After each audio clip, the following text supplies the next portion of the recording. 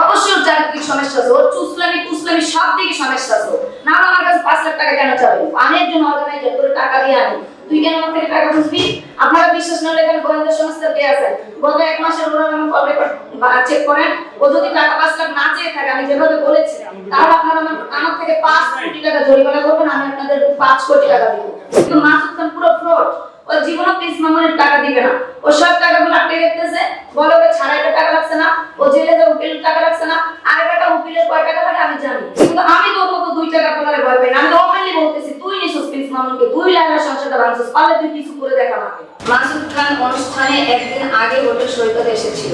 চট্টগ্রামের নারী উদ্যোক্তা শামীমা আক্তার তমার অর্গানাইজে গেল 8 জানুয়ারি অনুষ্ঠিত মেকআপ ওয়ার্কশপ অ্যাওয়ার্ড প্রোগ্রামে পরিকল্পিতভাবে বিশৃঙ্খলা সৃষ্টি করেছে টিকটকার মাসুদ খান। এছাড়া সামাজিক যোগাযোগ মাধ্যম ও অনুষ্ঠান চলাকালে প্রকাশ্যে শামীমা আক্তার তমার বিরুদ্ধে বানোয়াট ও মিথ্যা তথ্য প্রচার করেছে মাসুদ খান, এমন অভিযোগ তুলে চট্টগ্রাম প্রেস ক্লাবের সংবাদ সম্মেলন করেছে ভুক্তভোগী শামীমা আক্তার তমা। এছাড়া আমার প্রোগ্রামে মাসুদ খান মাইকে আমার উপরে দোষ দিয়ে বলতে থাকে আমার ব্যবহারের কারণে আমি স্টুডেন্টদের কাছে অপমানিত হচ্ছি। সে এই কথা বলায় আমার এক স্টুডেন্ট সিট থেকে উঠে এসে স্টেজে মাসুদ খানকে বলে তমাপুর কোনো দোষ ছিল না। আমরা সাউন্ড বক্স বাজি নাচ গান করতেছিলাম, তখন কিছু স্টুডেন্ট বলতে থাকে সার্টিফিকেট আপনার সিগনেচার নাই কেন, নাইতে আসতে দেরি হচ্ছে কেন। এই কথা বলে আমার স্টুডেন্টকে মাসুদ খান জোরে ধাক্কা মারে, যা একজন ট্রেনার হয়ে কখনো পারে না। সবচেয়ে বড় কথা হলো ভাড়া করা সাদিয়া নামের ওই মেয়েটি আমার ক্লাসের কোনো স্টুডেন্টই ছিল না। সম্পূর্ণ মাসুদ খান টাকা দিয়ে ভাড়া করে সাদিয়া নামের মেয়েটিকে আমার ক্লাসে ঢুকিয়েছে। তার আমার ক্লাসে কোনো আইডেন্টি কার্ড ছিল না।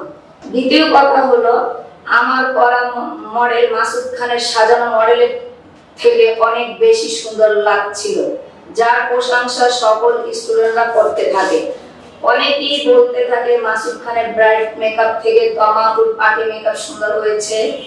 তখন এমন মন্তব্য শুনে মাসুদ ভাড়া করা ওই মেয়েকে দিয়ে আমার বিরুদ্ধে ব্লগ ভিডিও বানাতে এবং সে নিজেও স্টুডেন্টদের মাঝে নানা খারাপ মন্তব্য করতে থাকে।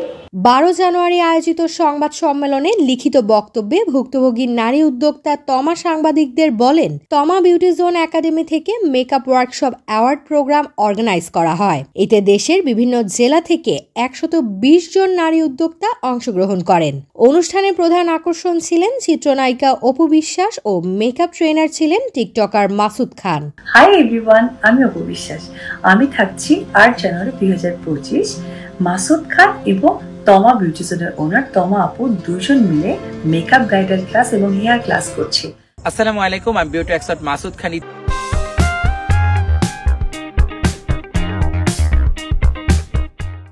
অনুষ্ঠানে নায়িকা অপু বিশ্বাসকে পরিকল্পিতভাবে উপস্থিত না করে মাসুদ খান নিজে ভাইরাল হওয়ার জন্য অপু বিশ্বাসকে নিয়ে রেডিসন ব্লুতে ফ্রি ভিডিও শুট করে এবং বিচে নিয়ে যায়। কিন্তু ও চালাকি করে আমাকে রেখে আপুকে দিয়ে শুট করার পর ও আপুকে নিয়ে বিচে ঘুরে আসছে আমাকে রেখে।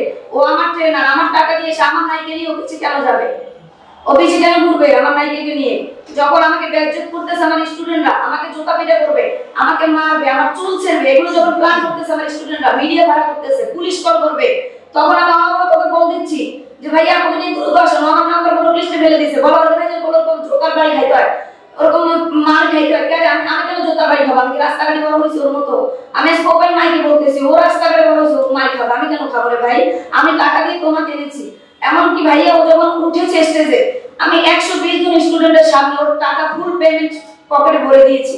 ও মাইক দিয়ে বলেছে সবাইকে খুশিতে যে আমি 5 লাখ পেমেন্ট বুঝে পেয়েছি, দেখেন। তাহলে সেই লোক তুমি কেন আমার নায়িকা নিয়ে বিচে যাবা? আমার নায়িকা নিয়ে আমি বিচে যাবো? আমার নায়িকাকে রেডিসন গুলোতে কে দিছে? 2টা রুম দিছি আমি 22,000 টাকা। এই সবাই তিনি মাসুদ খানের বিরুদ্ধে একের পর এক নানা অভিযোগ করেন। এই ছেলেগুলো জেল কেটে খাটাইছে, তুই তো খাটাইছিস। তুই যদি লাগা থেকে ওরে কুটলামি দিয়ে না আনতি, তাহলে বলে মামলাটা করতো না, করতো বলেন। লালা তো নিজেও বারবার বলছে যে মাসুদ খান সরাইছে, বারবার একজনের নাম বলে যে প্রভাবশালী ব্যক্তি আপনাদেরকে বলে না। লালা তো ভয় পায়, বলে ভয় কোথায় পায়? লালা তার মুখ খুলছে, ডিরেক্টলি বলছে আমার মডেল হিজড়া। আমার মডেল কোথায় হিজড়া? আপনাকে তো আমার মডেলের ছবি দেখাবো, কেন আমার মডেলকে ব্যাড কমেন্ট করবে হিজড়া? আর দ্বিতীয় কথা, যেই মডেলটা ওকে দিয়ে ও মডেলকে সাজানোর পর জড়াইলে ছবি তুলবে কেন?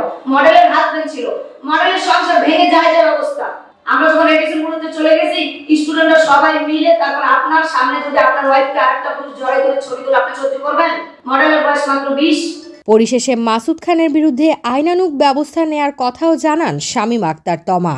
হেনস্থা তো আমার গ্রুপে, আমার তো 120 জন স্টুডেন্ট, এটা তো হেনস্থা যে বলছে আমার গাড়ি ড্রাইভারও তো ছিল আমার গ্রুপে। এই বিষয়ে এখন পর্যন্ত কোনো আইনগত ব্যবস্থা না, আমি নিব 120 জন স্টুডেন্টের তো সাক্ষী দেবে, এবং আমার এখন বয়স আছে, তো আমার বয়সেই তো সবাই আমার দিচ্ছে, এরকম ট্রেনার আপনি কেন আছেন? আমি চাচ্ছি ওর কিছু চাই তো না আমরা করবই, যেহেতু আমি এত লক্ষ টাকা খরচ করে বিশ্বাস এনেছি।